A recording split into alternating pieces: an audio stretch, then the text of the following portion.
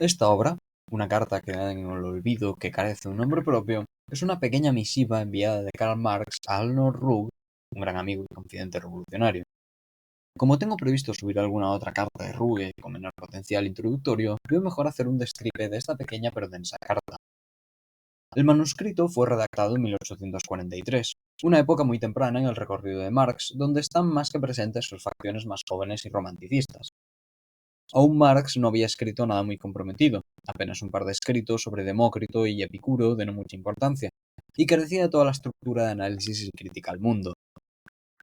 Vemos aquí a un Marx de los manuscritos, y sin embargo tenemos ya aquí el origen de uno de los principios más importantes y notables del marxismo, muchas veces olvidado por autoproclamados revolucionarios en cuanto se refiere a conceptos burgueses como la familia o el Estado, a veces incluso a sus propias prácticas o apegos a la realidad. Esta es la carta que da origen a la famosa frase crítica despiadada a todo lo que existe, una crítica sin piedad que arrambla contra todo lo presente. Muy presente en su siguiente gran obra, sobre todo, la ideología alemana. Es precisamente el rescate de lo que fue en su momento la crítica de los movimientos revolucionarios románticos, burgueses, republicanos, la crítica de los revolucionarios franceses que pasaban todo por el foro de la razón si quería mantener la cabeza, física o metafórica, monarcas, políticos, estamentos, religiones y, en definitiva, todo el castillo material e ideológico del antiguo régimen, ya con múltiples grilletas y goteras, la que da este carácter juvenil pero revolucionario Marx, exponiendo los dogmas y los postulados a criticar. Un tono muy similar tiene la obra Crítica a la filosofía del derecho de Georg Wilhelm Friedrich Hegel, escrita muy próxima a esta carta y que recomiendo para despejar las posiciones, los problemas de la gran cabeza hegeliana.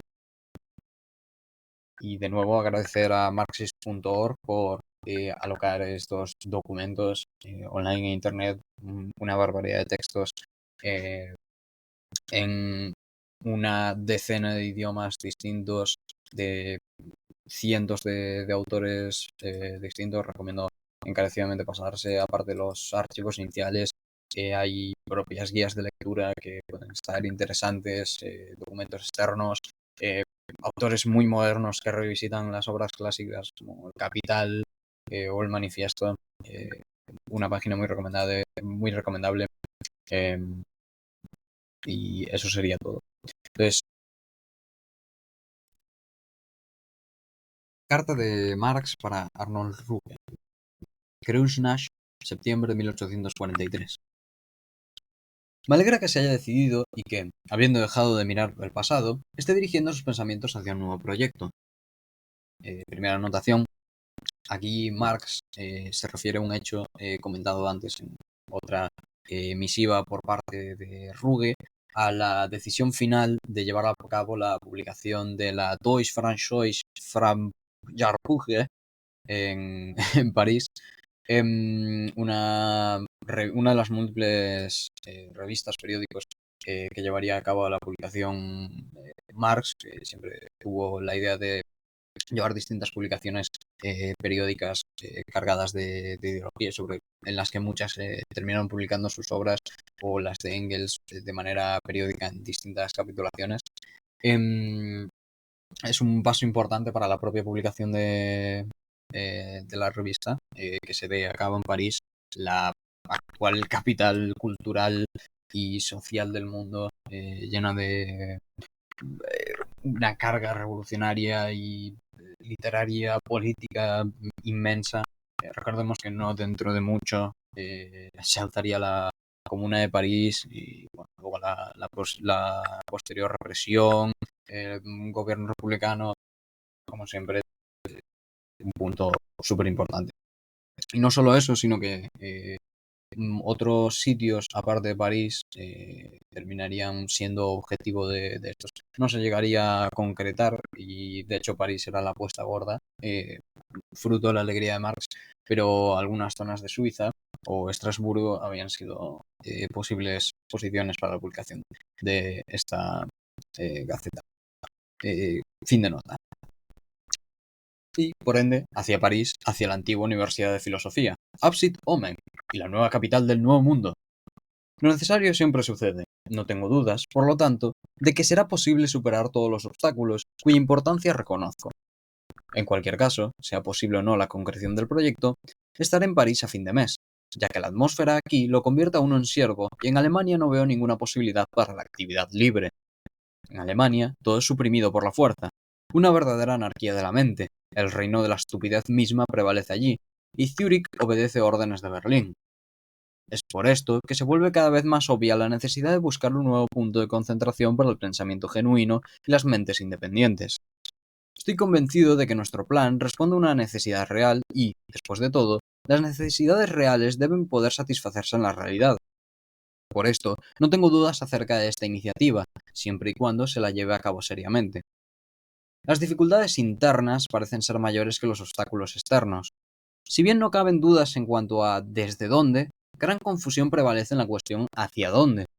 No solo se ha instalado un estado de anarquía general entre los reformistas, sino que todos deberán admitir que no tienen idea exacta de lo que ocurrirá en el futuro. Por otro lado, es precisamente una ventaja de la nueva tendencia la de no anticipar dogmáticamente el mundo, sino la de solo querer encontrar el nuevo mundo a través de la crítica del que nos precede. Hasta el momento, los filósofos han tenido la solución de todos los enigmas desplegados sobre sus escritorios, y al estúpido mundo esotérico solo le faltaba abrir su boca para que cayeran en ella las palomas asadas del conocimiento absoluto. Segunda anotación. Aquí, Marx emplea una alusión al proverbio "A roast pigeon does not fly into your mouth", que viene en sí mismo de un proverbio latín "Not volat in bucas asa columba tuas", que vendría a significar "una paloma asada no vuela hasta tu boca". Es algo similar a lo que sería "el dinero no cae del cielo, no crece de los árboles", precisamente. Fin de nota. Hoy la filosofía se ha trivializado y la prueba más contundente es que la misma conciencia filosófica ha sido arrastrada al tormento de la lucha, no solo externa, sino también internamente. Pero si construir el futuro y asentar todo definitivamente no es nuestro asunto, es más claro aún lo que, al presente, debemos llevar a cabo. Me refiero a la crítica despiadada de todo lo existente. Despiadada tanto en el sentido de no temer los resultados a los que conduzca, como en el de no temerla al conflicto con aquellos que detentan el poder. Por lo tanto, no estoy a favor de levantar ningún estandarte no dogmático. Por el contrario, debemos ayudar a los dogmáticos a ver claro sus propias proposiciones. Sí, comunismo particularmente es una abstracción dogmática con la relación a la cual, no obstante, no estoy pensando en un comunismo imaginario y posible, sino en un comunismo que de hecho existe, como aquel que profesan Cabet, Dezami, Beitlin, etc. Este comunismo es, en sí mismo, únicamente una expresión particular del principio humanista, aún contaminada por su propia antítesis, el sistema privado. De allí que la abolición de la propiedad privada y el comunismo no son bajo ningún punto idénticos, y no es accidental, sino inevitable, que el comunismo haya visto surgir otras doctrinas socialistas, como aquellas de Fourier, Proudhon, etc., para confrontarlo porque él, en sí mismo, solo es una realización especial y unilateral del principio socialista.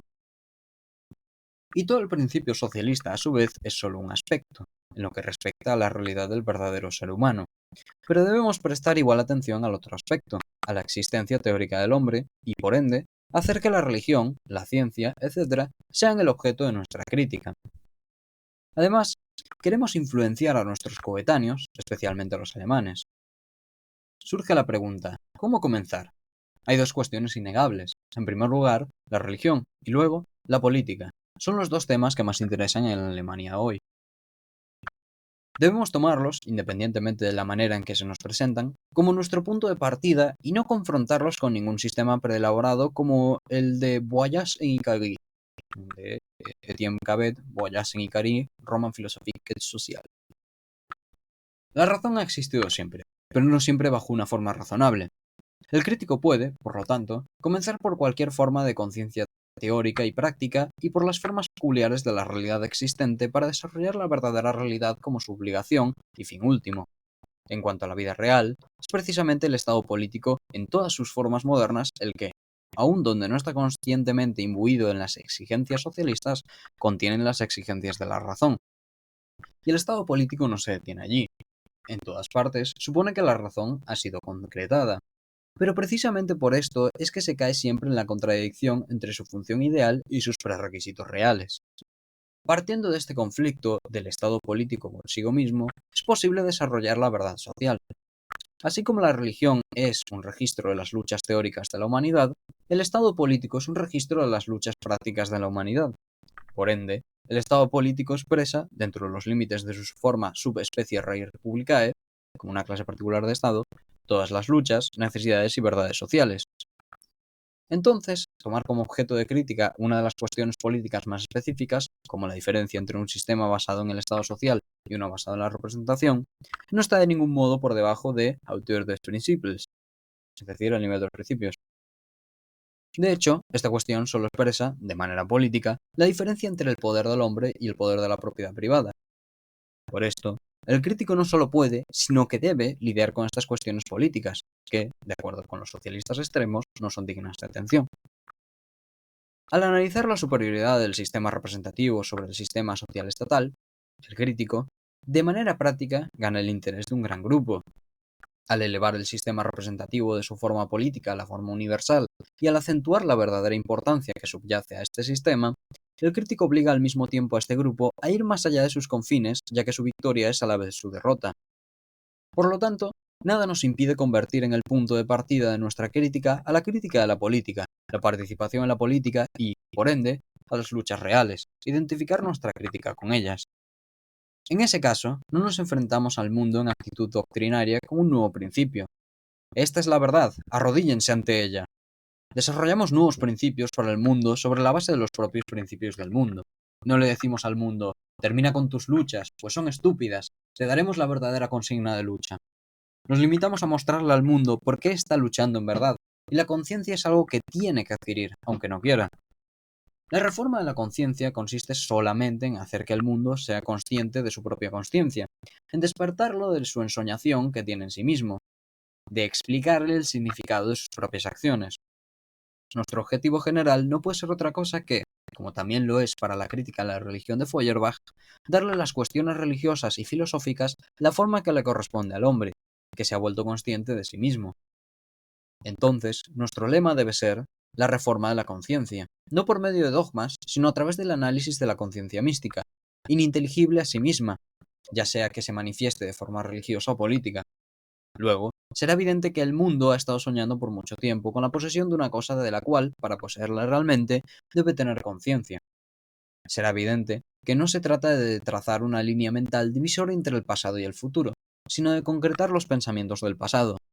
Finalmente, será evidente que la humanidad no está comenzando una nueva tarea, sino que está llevando a cabo de manera consciente su antigua tarea. En resumen, podemos formular la tendencia de nuestra publicación de la siguiente manera. El autoesclarecimiento, filosofía crítica, por parte de la presente de sus luchas y deseos. Esta es una tarea para el mundo y para nosotros. Solo puede ser la tarea de las Fuerzas Unidas. Requiere de una confesión y nada más. Para asegurar el perdón de sus pecados, la humanidad solo debe declararlos tal y como son. Y aquí terminaría la carta de Arnold Rubia. Aunque generalmente Marx no diría que peca, sino que tiene un carácter habitualmente eh, explicativo y quizás algo blando.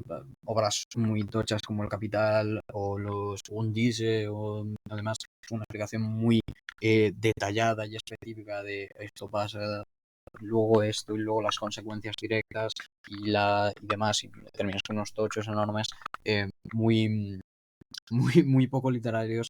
Aquí se pueden ver algunos resquicios de cierto carácter incluso poético, sobre todo en ese final. Es una de las pocas eh, frases que tiene Marx que sí que encaran estas, digamos, escrituras más que embellecen más la propia forma de las frases.